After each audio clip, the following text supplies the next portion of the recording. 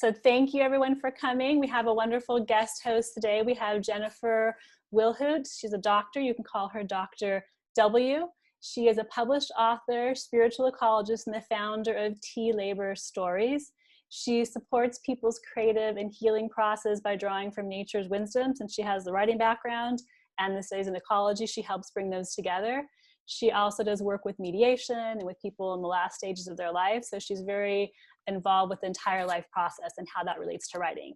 She's a faculty member at the Charter for Compassion Education Institute and an active board member for several environmental, peace-building, compassion-focused interfaith organizations. She hikes, she creates and photographs natural landscapes, she reads, she travels, and she lives on an island in the Pacific Northwest. So I will pass over to Dr. W, and I will put myself on mute. Thank you very much, Miss Brady. I am so excited to be here with you guys, and also a little nervous. Usually I'm working with people who are older than college age, and sometimes really old people. So you guys are all really young and you're creatives. And I have to say, I love OSHA. I have some various connections to OSHA. And so I'm really excited to be here. And to, most of all, I want to offer you some really simple things you can do and ways to think about writing blocks or creative blocks. I just want to follow up on a couple of things that Miss Brady said in the intro, which is I am super passionate about nature. This is why I live up on an island where we have a lot of trees and we're surrounded by salt water.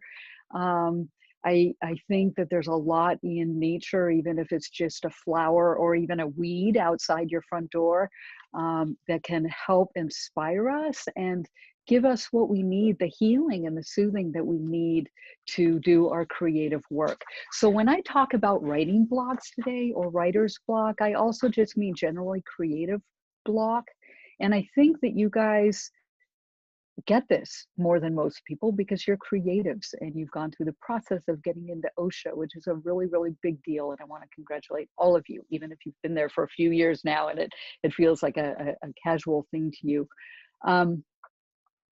It's a big deal, and you guys have some good and important work to do in the world as you grow older and leave high school eventually. And that might be looking a little far out for you guys when you're just mired right now in Zoom and online classes and all of this weirdo stuff about the pandemic.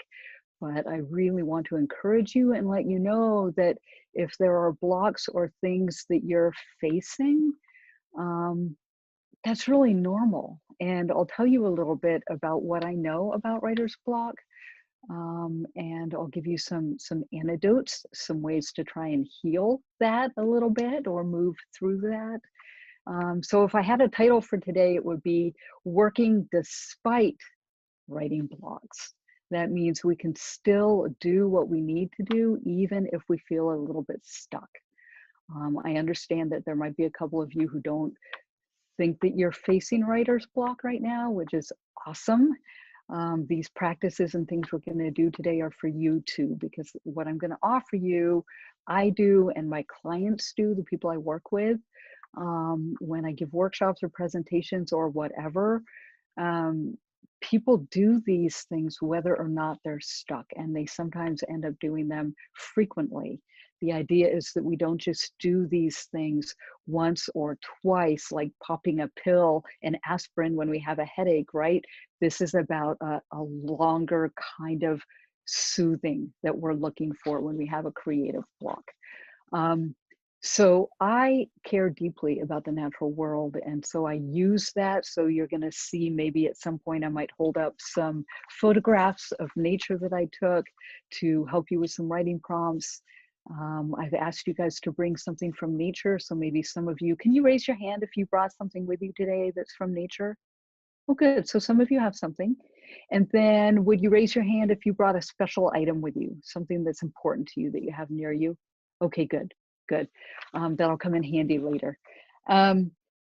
So I'm a published author, and I'm telling you that only because I have to tell you I have had some terrible hideous even writing blocks in my life. There have been times where I had to do something with writing that was really, really, really important, and I was blocked. I was stuck. I felt like I was up against a wall. And so part of what I'm going to share with you today is from my own process and stuff I've used, but it's also stuff that my clients have used, the people I work with every day, who are, many of them are grown-ups. By that I mean they might be 50 years old, they might be 80 years old, they might be a graduate student or a college student, but they have a writing job to do, a writing task, or maybe they want to write a book and they just don't quite know how to do it. And often I find that they're really stuck, even if they don't really know that they're stuck. So what is writer's block? What is it? It's not a problem, actually. It's a part of the process of being a creative person, whether you write or paint or make music or dance or whatever. Writer's block is a symptom. It's not the problem. And what I mean is underneath, so writer's block might look like feeling really stuck about knowing what your topic is for a paper, or how you're going to go about writing the paper, or what you're going to do for any kind of, especially at OCSA, any kind of creative assignment you have. Writer's block might look like feeling really bored. It might look like being afraid. It might look like just not feeling like you're really doing your best work, or feeling very inspired or interested in what you're doing. All of those are part of what I think of as writer's block. And so if writer's block isn't the problem, what's the problem? I think the problem is that it's an imbalance in our lives. And so when I think about my life, I think about what I call the inner landscape and the outer landscape. And this is stuff that I've been researching and writing about and working with people through for decades, like 25 or 30 years. Because it doesn't matter how creative you are or how beautiful your particular art thing is, there are going to be moments where you're just not quite there, or worse yet, moments where you're just totally, totally paralyzed and unable to produce whatever it is you want to produce. So what I like to look at is what I call the four aspects of ourselves. So we have a physical body, we have an emotional body, we have a mental or a cognitive body, that is our thinking place. And then we have, and this gets a little tricky when I'm in certain environments like a classroom, but we'll call it the creative spark part of your life. When I'm working with other people in other scenarios, I might call that our spiritual life. And I don't mean religion particularly. I don't mean any certain way of being in touch with something greater than us. I just mean that inspiration, that creative spark that we have inside. So sometimes I'll call that today the divine, sometimes I'll call it spirit. You choose whatever word works for you. But it's kind of that place when I'm really in my spiritual place or my creative zone. That's when I'm writing something, for example, and like magic happens, right? Something incredible happens that I didn't really plan on, and it's beautiful. And I imagine that all of you, being OCSA students, would have a really strong sense of aesthetics, of what is beautiful, at least subjectively, what is beautiful to you and what you're aspiring to do with your creative gifts. So a writer's block or a creative block is really about this imbalance. It might mean we're really focused on one of those four areas, but we're not really tending to the other areas very well: body, emotion, mind, and creative self. Outer conditions, so inner conditions might be our emotions, those might be blocking us when we're writing. Outer conditions can be anything from fire smoke that Miss Brady and I were talking about before you guys came on. We didn't have fires directly on my island or in my area where I live, but we had 2 weeks of just total invisibility outside and not able to go out because the air quality was dangerous for us.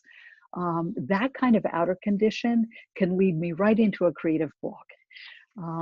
But there are other kinds of outer conditions, like sometimes we were told something when we were younger that comes up every time we try to do something hard in our creative life. This voice, I call it the inner critic, but sometimes it's literally the voice of somebody from my past, a teacher from when I was really young who said something in a not super kind way that really stuck with me. And so then every time I try to do something creative, that voice comes up and it tells me maybe I'm not going to do a great job, or I don't really know what I'm doing, or I don't have enough information, or whatever. So, the very first thing I would like for you to try today is a practice I call scrap. And it's actually what Miss Brady asked me to do with you guys. And I said, I don't just want to do that. I want to do lots of things with your students. So we'll try some other things too. But we're going to start with this scrap exercise. So the first thing I want to do is tell you a little bit about how I would like you to do this practice. So I assume you all have a pen, not a pencil. So what I would like for you to do is to take a blank piece of paper or several. I just mean like printer paper. This happens to have writing on it because I printed something out so I could remember what I was going to say to you guys.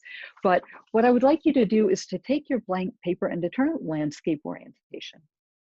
And for everything that I'm going to ask you to do today, I would like you to be writing on a landscape oriented page. The second thing I would like to encourage you to do is once you start writing, and I think you might have done something a little bit like this earlier with Miss Brady, earlier in the last, say, 4 or 5 weeks, is I want you, once you start writing, to just keep your pen moving across the page. Don't worry if you think you've made a mistake or you've used the wrong word. No one's going to see this, by the way. Miss Brady isn't going to collect these or look at them or anything like that. And I'm certainly not, because I'm way over here, far away from you, 1,000 miles away. But what I would encourage you to do is to keep your pen moving and avoid editing. Avoid crossing out, avoid changing your mind, avoid changing words you've written, and just keep your pen moving. And if you start to get stuck or you don't know what to write, just let your pen keep moving. And maybe you're going to start writing about what you had for lunch or how you can't wait until it's 3 o'clock and you're done with today's class or whatever. Doesn't matter. Just keep your pen moving, okay? And I'm not going to have you guys write for 20 minutes at a time. But I am going to give you a number of a couple of writing practices, and I want you to see if you can keep your pen moving the whole time, okay? And actually, you guys are all like about this big, so I can't really see you. So I'm hoping you'll keep your cameras on because I'm not really going to be spying. I certainly can't see what you're writing, and I can hardly see your faces, sadly. So you're kind of private anyway, and some of you have on screensavers or whatever you call them anyway, so I can't see you at all. So with your page turned this way, I'm going to give you a few minutes to write as fast as you can make your hand move across the page. And I want you to just write about whatever is bothering you today. Anything. It can be physical, emotional, it can be about the stupid pandemic. I don't care. Start now and write as much as you can. Maybe this is a little bit like a rant or a venting. Okay.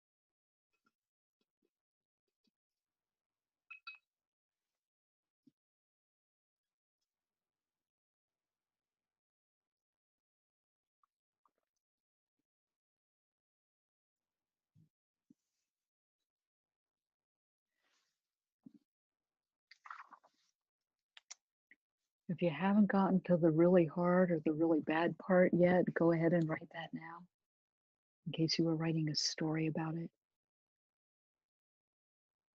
What is the most annoying, most bothersome thing standing in your way today or these days?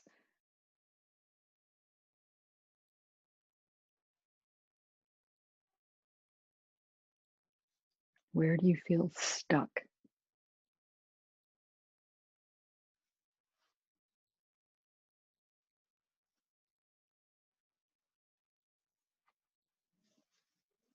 What seems to constantly anger you?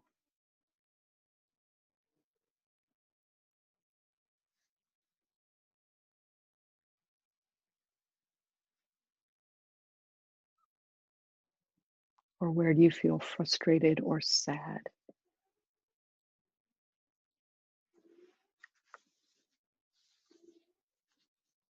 Just take another 30 seconds and write the worst emotion words if you haven't done that yet.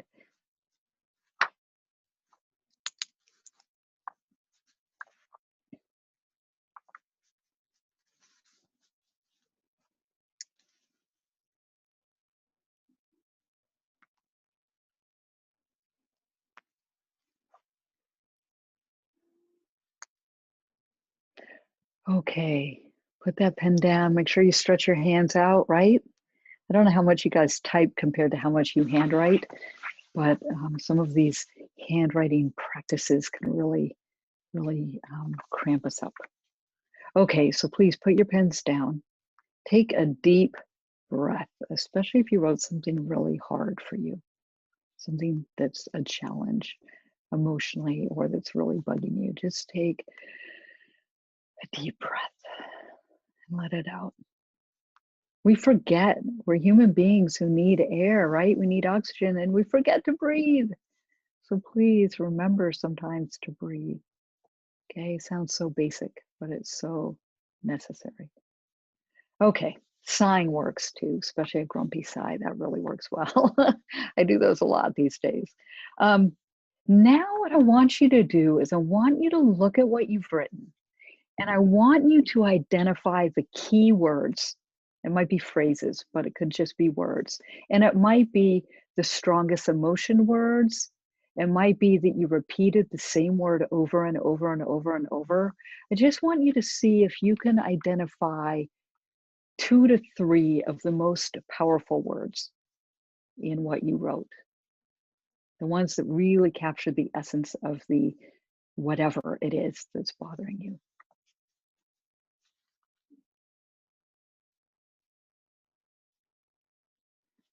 So raise your hand if you think you've identified a few words for yourself. I won't ask you what they are. So Guan has some, lots of you have some. Okay, good. So now what I want you to do is I want you to take, where's one? I want you to take, you have more than one sheet of paper, right? Blank paper? Yeah? Yes? Good. Okay. What I want you to do is I just have a little mini piece of paper. This is a scrap, and I'm actually going to take this and then I'm going to tear it up into something that's pretty ugly. Mine's very, very tiny. You might need a bigger one. Ooh, it looks like a heart. I don't want it to look like that. Okay, it's supposed to look pretty ugly. I want you to just tear a really ugly scrap. Remember, this exercise is called scraps. So make it look pretty darn ugly. This might offend some of you who have a really strong sense of aesthetics. That's okay. Oh, Miss Brady's scrap is ugly. Can you hold that up? Yeah, perfect. I definitely made mine too small. I'm not actually going to write on mine. Okay, so can you all hold yours up and let me see how gross it is? Oh yeah, some are long and skinny. Most of them are like a rhombus or worse. Oh yeah, great. I like that kind of. Who are you? Lulu, I like that. That's great. There's some double edges there. Okay, good. So now what I want you to do is I want you to take those couple of words that you identified as the really strong words or the very repeated words, and I want you to write those on that scrap of paper for me, please. I mean, not for me, for you.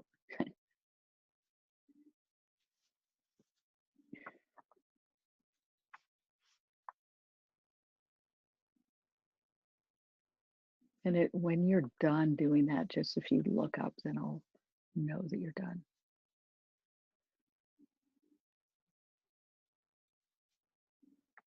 one or two people who still need to finish. Okay, so now I want you to take that thing. I'm actually going to write a word on mine too, so I can do this with you. Okay, I've got my word. Now what I want you to do with your scrap is I want you to just tear it up into little tiny bits. Okay? And put it away from you. Sometimes I ask my clients to actually sit on this scrap while they're writing. So let me try to explain very briefly what that just was and how you might use this scrap activity. So the first thing is you had an opportunity. If you took advantage of the opportunity, you wrote about something that's bugging you. How many of you, actually, I don't want to ask that question because I don't want to put anyone on the spot. When I do this, I actually do write about something that's bothering me in the moment every time. I imagine that some of you did. Okay, so some of you are saying, yeah, I did. I really wrote about something that's bothering me. So good. I'm glad, because there are a lot of things that can be bothering us right now. And I don't want to go really into a super negative place, because my job today, I think, is to encourage you and to offer you strength and tips and ways to move through writer's block and creator's block, but also to just move through the semester and just get through this crazy pandemic time and social isolation time and all of that, right? Um, so why do we do this? One thing we do is we give what we're doing when we free write like that and just purge something onto the page. Sometimes I call it a purge write, depending on who I'm working with and why we're doing it. But it allows us to just give a little bit of attention, a little bit of voice to that thing that's already there. Sometimes it feels like it's right here on our shoulders. Sometimes it feels like it's sitting beside us. Sometimes it feels like something really heavy we're wearing over our shoulders that we don't want there. That's how these disturbances, these writer's blocks, these things that bother us can feel, and they can impede your ability to be a creative, which I imagine is a passion for most of you since you're at OSHA, right? Maybe not this particular class, or maybe writing isn't exactly your favorite thing. I get that. There were many years that you know, writing was hard for me in some moments of my life. Now I love it, and I would rather hardly be doing anything else but writing. That said, I have to do a lot of other fun and enjoyable and restful things in my life to be able to write. So when I say writing, it's a package deal. And that's probably true for whatever your preferred medium is. So we use this partly to give attention and voice to what's bugging us. We also do it because in all of those voices and those things that bother us are inner critics. Again, it might be the voice of somebody from the past who now lives within us. But that that that critic might be somebody who says you can't do this, or you don't have enough time, or the deadline's coming, or you silly person, why did you wait so long to start this paper, right? Whatever it was that you wrote about that's bothering you, whatever shape or voice or words that creative block takes, if we give it a little attention and then say, I'm done with you. And that is symbolized by the tearing up and the putting aside. And I actually like to recommend to the people I'm working with when we do this scrap exercise that you definitely don't want to eat those scraps, because then you're internalizing that again, right? You might get rid of it for a minute out of sight, but don't eat it, because that's symbolizing, right? Taking all of that back into yourself. You don't want to ingest this inner critic. You want to put it aside.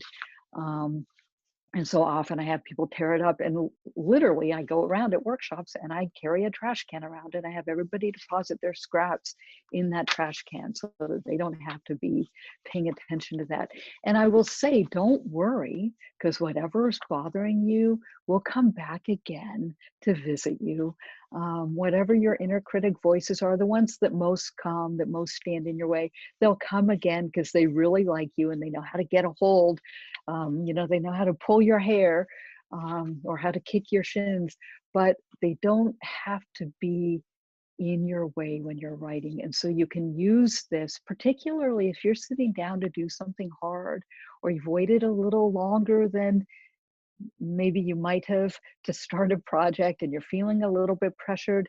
You can write a sentence or a few words on a ratty old scrap of paper and fold it up and put it under your computer, or tear it up and put it beside you, or go walk it over to the trash can. And then imagine, suspend disbelief and imagine you're freed a little bit for the next half hour or hour or so. We don't know, depends on your inner critic and how tenacious they are, how much they want to fight with you, but it just frees you up for a while. Okay, and so you can see this isn't something we would just do once, because we have a lot of inner critics, we have a lot of things that bother us. You have a whole lifetime of things ahead of you, and in some moments those won't always be the perfect, happy, peaceful moment. But you can always give a little bit of attention to something that's bugging you, and then put it aside for a time, and that will open up a little bit of space for you, creative space. So what I'd like to do is pause just for a minute and see if any of you have questions. And I'm not looking at the chat box. So I would ask you, if this is okay with Miss Brady, to just unmute yourself and ask a question. Maybe raise your hand so I can find you in all the little boxes here, so I can see who's talking. But does anyone have a question about that, or a comment before we move on?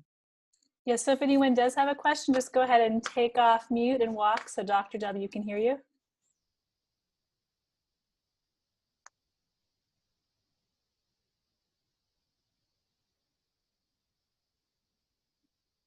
I saw them all actively writing, so it looks like everything was clear so far, and they're perhaps ready to Good. move forward. I think this is a Good. very timely exercise, because although there's always a lot of things that might be irritating, this might be a little bit higher this semester. Yeah.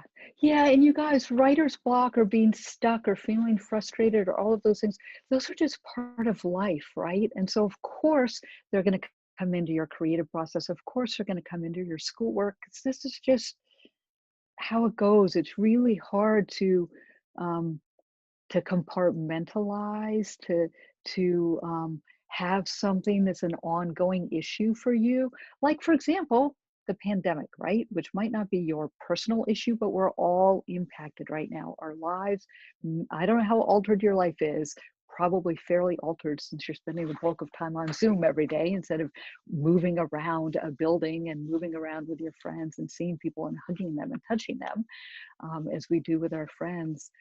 Um, but you will get through this. It is a hard time, and you will get through it. And imagine that you can do, I would encourage you, and this is part of soothing things that we can do with writer's block, to really seek out for yourself, probably every day if you can manage it, time for yourself. That is, moments where you can do exactly what you want and need to do, even if it's 5 or 10 minutes, if it's a half hour. And I don't know if your thing is music, or reading a book, or watching movies, or streaming something or other, or playing games. I don't know. You know what that is for you. Do take time to care for yourself. Right? That might sound maybe sort of weird, or maybe to some of you it might seem a little selfish. And we all have responsibilities and chores and tasks and assignments and things we need to do. But this is a really weird, creepy time. And maybe it's more creepy for those of us who've been on the planet a little bit longer. I'm not sure, but I imagine it's pretty creepy for you too. So do take care of yourselves, okay? So the next thing, here's another practice I want to do, practice number 2, and I call it always something to do. And by the way, these practices come out of a book I wrote a few years ago, that is you know, has a lot of words. It's a book. And so these are the very, very shorthand versions. I explain them much more thoroughly in the book. But I just want you to know that they actually come from somewhere. I'm not just dreaming them up in the moment of being with you today. Um, so here's what I want you to do. I want you to grab a piece of paper, preferably a different piece of paper than the one you just wrote on, or turn it over and write on the back side. Again, remember to turn it landscape orientation. And I'm going to give you this as a several step process. So the first thing I want you to do is to write down maybe a sentence or a phrase that names a big writing project that you have to do this semester. Are you guys on semesters? You are. Okay, good. I was on semesters in high school too. I just wanted to make sure I was using the right word. So perhaps at the end of the semester, you're going to have some big final writing project, or maybe even it doesn't have to be a writing project. It could be some other big creative project, but pick one big project you're going to have to do before the end of this semester, particularly one that you might feel a little nervous about, a little anxious about, or a little unsure about. Maybe you don't know what you're going to do for it. You haven't made a plan. You don't really know how you're going to do it. And just write that down on this piece of paper.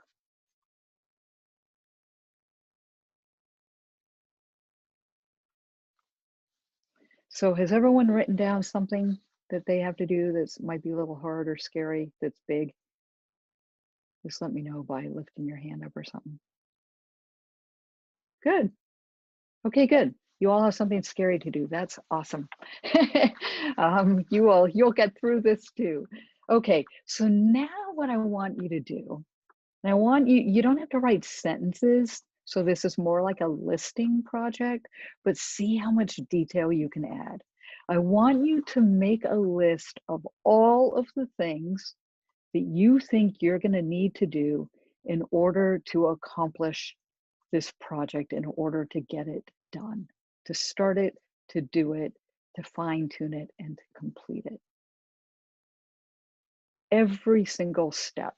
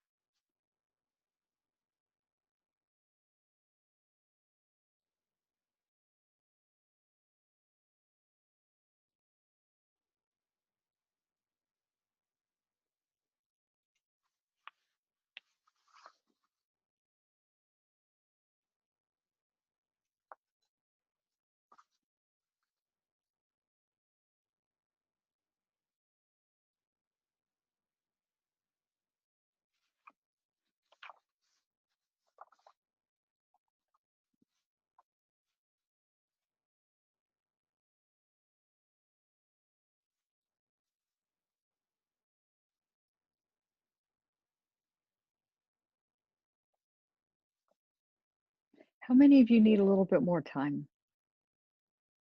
A few of you. Okay, go for it.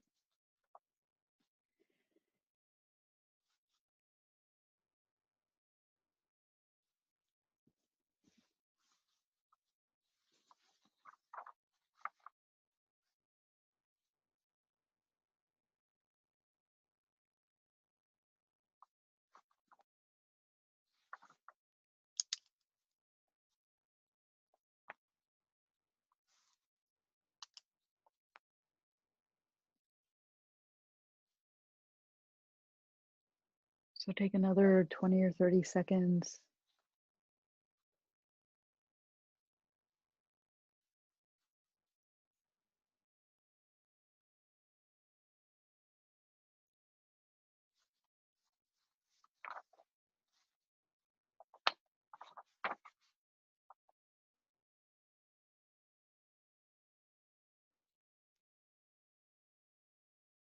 Okay, I'm going to ask you to pause there, even if your list isn't done. So, does anyone have a list that has more than 5 items on it? Wow, good. Okay, so some of you went into some pretty good detail. That's great.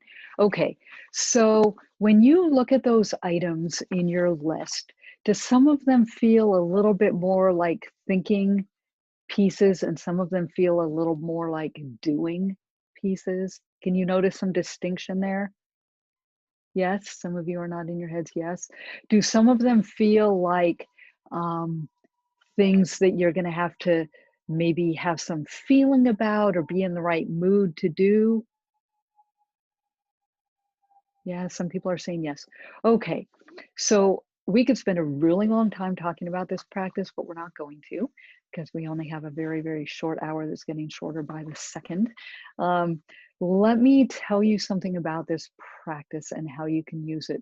So, first of all, it's a really useful tool for just breaking something down into manageable tasks, a big project into manageable tasks. So, I write a lot of books. I mean, I've written some books and I'm writing another one that I just started. Um, it's a big job, right? And so we don't always, and I'm going to speak generally, not just about writing projects. I'm also speaking about creative projects. We have supplies that we might need to gather or buy or dig up or create for our project. Um, if you're doing a multimedia project, especially, right, there are a lot of different things you're going to need to gather in order to begin production on something. Even if it's a writing project, there are a lot of pieces. There's sort of like, what is my topic going to be, right? And you have some parameters with assignments. I would assume that your teachers are giving you some idea of what they want you to do, right? How long the paper should be, or what the topic should be, or what the genre is. If it's a project in another medium that's not writing, it might be what kind of paint you're going to use, or the kind of film you're making, or what kind of musical instrument you're going to use, right? I don't know. A lot of media choices out there. Um, so this helps us organize what we need to do, but it also opens up the project into baby steps, some of which we can choose to do in a moment that we actually feel like doing them. So when I was in high school, I had a lot of assignments and I didn't always want to do those assignments. And I certainly didn't always feel in the mood to do them, right? It was somebody else's projects and I just wanted to do what I wanted to do. I wanted to do my creative work and my creative projects. But of course, part of learning is that we have to follow some guidelines, right? So what I would encourage you to do is to use this task list, and you can do it for any project. Or not use it at all. But if you were to use it, you could look at the tasks on there and think about, what do I feel like doing first? What do I feel like doing now? And sometimes there is a sequence to doing things, right? We don't edit a paper before we've actually drafted it. Actually, I don't encourage that at all. Some writers I know actually will edit word by word by word as they're drafting onto the page. I don't write like that. I just get it all out there and then I go back and I shape it the way I need it to be shaped. So with writing specifically, you might think about choosing a topic. You might think about if you need to do some kind of research or reading or looking at something before you actually before you actually write. You might want to outline the paper or not. Um, you need to figure out how you're going to break down each of the topics that you're writing about into subtopics. You might need to develop a character if it's a fiction piece. You certainly need to edit, and I don't know what you guys are doing in terms of editing in your classes or with Miss Brady, but editing is really important. I could do hours and hours of talking to you about editing and why that's important and the fun ways to do it, and just getting through the nitty-gritty of doing it. It's more than just a grammar and a spell check, though. So those are all parts of drafting something, even if your paper's only 3 pages or 5 pages. And if it's something longer, like 10 or 20 pages, then you're going to need to have more tools and more organization and more structure in place. So I would encourage you with any big project to think about what the pieces are and then do those pieces when you feel like doing those pieces. So you might be more in the mood to brainstorm when you've just had a piece of chocolate because you're revved up from the sugar. I don't know. You might be more inspired to choose the colors for something when you've just seen something beautiful outside, or another piece of artwork that's very beautiful. I know I'm very inspired by other people's photography and other people's artwork, and I can in a moment be really motivated to work on my creative projects when I've immersed myself in somebody else's work and really enjoyed it.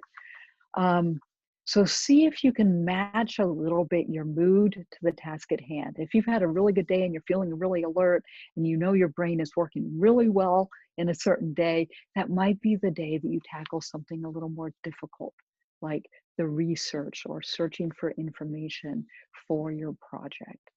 Okay? Are there any questions about that bit? We've got some thumbs up, some no, shaking no heads. Okay, we're gonna do one more thing before, and it's gonna be really, really short because I bet you're already sick of writing, and I bet you're really tired of hearing me talk. So I'm gonna give you a break and give you a little writing thing to do.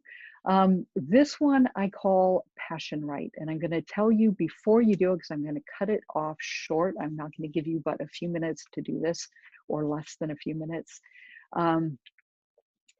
This one you can use right before you sit down to do the hard writing project.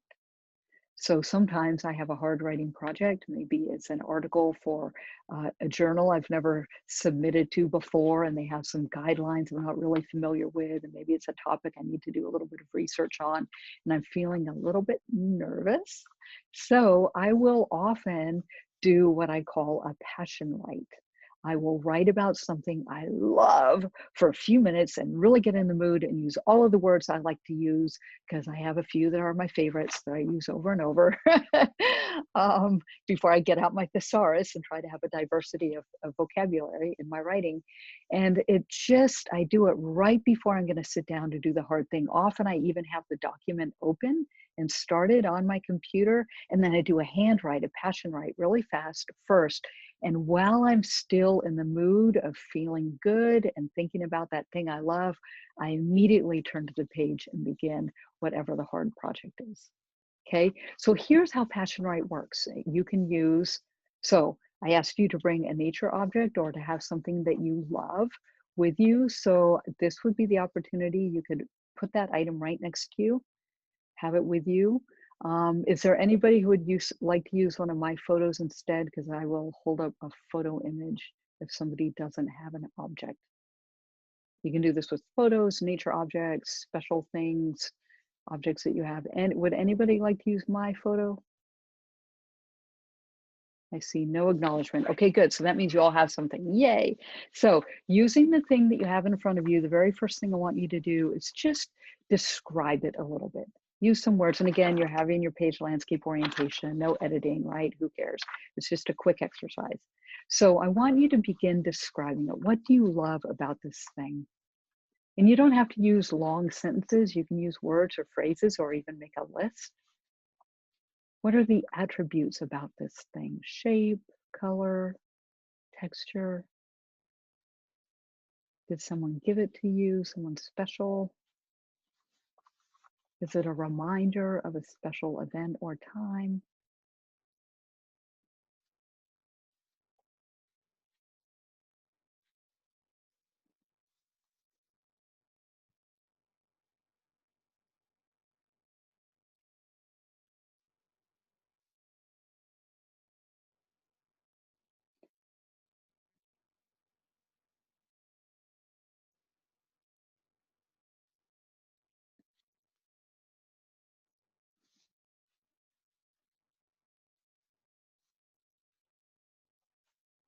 You might answer the question, why is this thing special to you?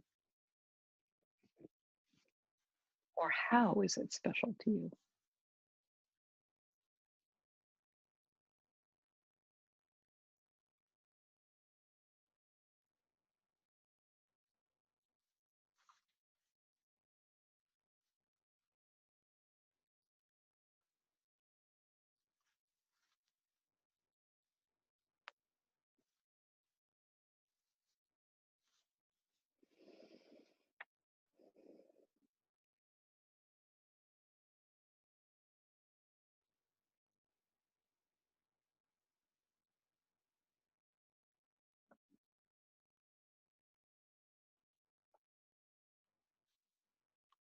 What about this thing do you love?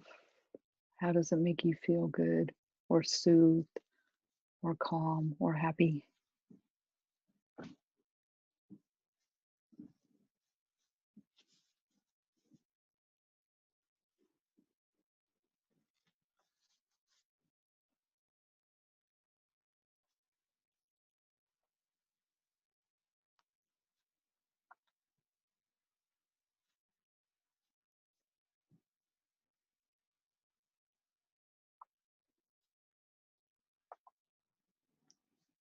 So normally you could do this for a longer time. I would encourage you to do it for a longer time.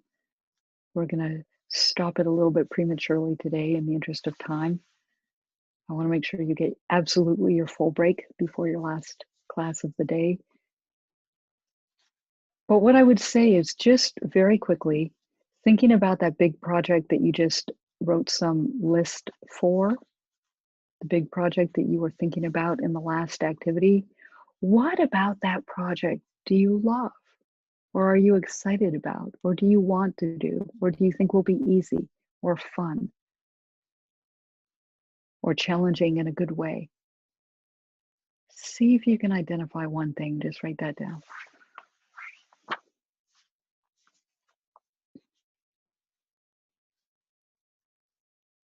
Maybe it's simply getting it out of the way is going to feel really good.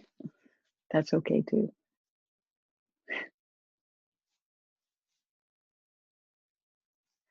So I kind of, at the end of this one, I kind of threw a little wrench into the plan by trying to get you to combine the last practice with this practice.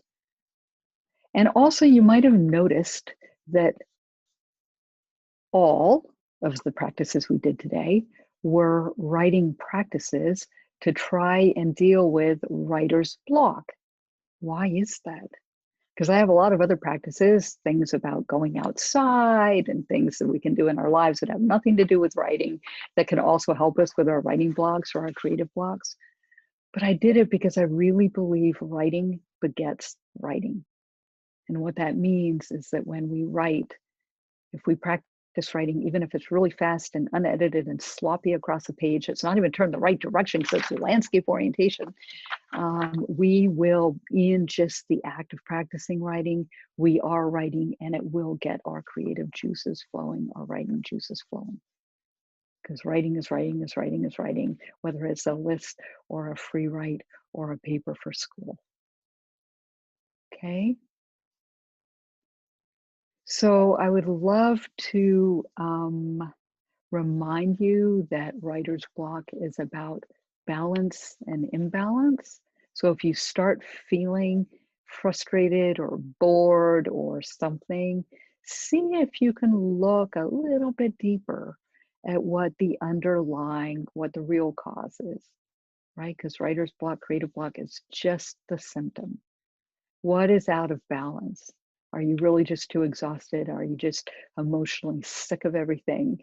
Are you just fried, brain fried, and you don't have any more ability to think clearly for the day? All of those things are normal. We all get that way. And so it's just a matter of finding the balance and doing what we need to care for ourselves. Okay. So, are there any questions? I'm pretty sure you don't get to go before 3 o'clock if there aren't questions. So if you have questions, take advantage of the 3 minutes that we have, 2 minutes that we have left. In these last 2 minutes, does anyone have any question about the cool exercises Dr. W led us through, or how you might apply these, or how, anything at all? Any questions you have? Any questions? Yeah. You can just come off mute since there's a bunch of you. Curious as to I have a few. When did you figure this out, and how did you figure this out? That this is what worked? Was it just oh, this works for me, maybe it'll work for other people? Also, how often do you do this for yourself? Thank you. Those are two really good questions, and I'll try to answer them super briefly, even though briefly isn't my standard way. I like to talk. I figured it out for sure about 20 years ago when I was trying to write my dissertation for my doctoral program. And a dissertation is basically a book-length document that has a lot of research. I'd done everything else I needed to do. I had the outline, I'd done the research, I even knew what I needed to write. And I'd sit at that computer and put my fingers on the keyboard, and hours would go by, not a word on the page. And so that was my most stuck time ever. And so I started doing anything and everything I could do, because I wasn't going to earn my PhD if I didn't write the dissertation. So I did everything. I took a lot of hikes, I went walking, I talked with friends, I talked to my advisors and mentors, not particularly always about the writing project, but just about what was happening in my life, how I felt about things, what I hoped for the future. It didn't matter what we talked about. And somehow giving attention to all the parts of myself that I hadn't attended to, because I was so focused on this intellectual process of doing a PhD.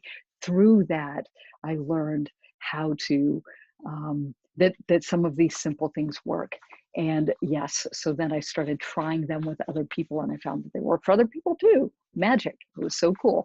And how often do I do them? I do them as often as I need to do. And sometimes that means every day. But I have a lot of practices. I mean, I probably have like 150 practices or something that I do. I only showed you 2 or 3 of them today. And so I have a lot to choose from. Yeah. Thank you for your questions. Thank you. Any final questions? We're heading into our last minute here.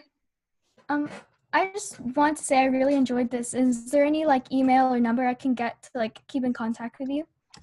Absolutely. I will give information to Miss Brady, and she will pass that along to you, okay? Great, thanks. Yay! You guys have been real troopers. I get that it's maybe food coma time. Maybe you had lunch and you're really sleepy and need a nap. It's also the end of the day, and it's also this really weird time of life that we're all living in. I thank you so much for letting me come to your class and talk to you and with you. And I hope I get to see you again sometime. I love OSHA, and I wish you all the best in your creative lives. Thank you, Thank Dr. you. W. And I have one of her books that has a practice, so I'll share some of this with you guys in future classes if you're interested too. So if you want to come off mute and say a big thank you before you log on out and have your last break of the day. Thank you. Thank you. Thank you. Thanks, you guys. Thanks for being here. Thank Bye. Thank you. Bye. Thank you so much. Bye. Thank you. Bye.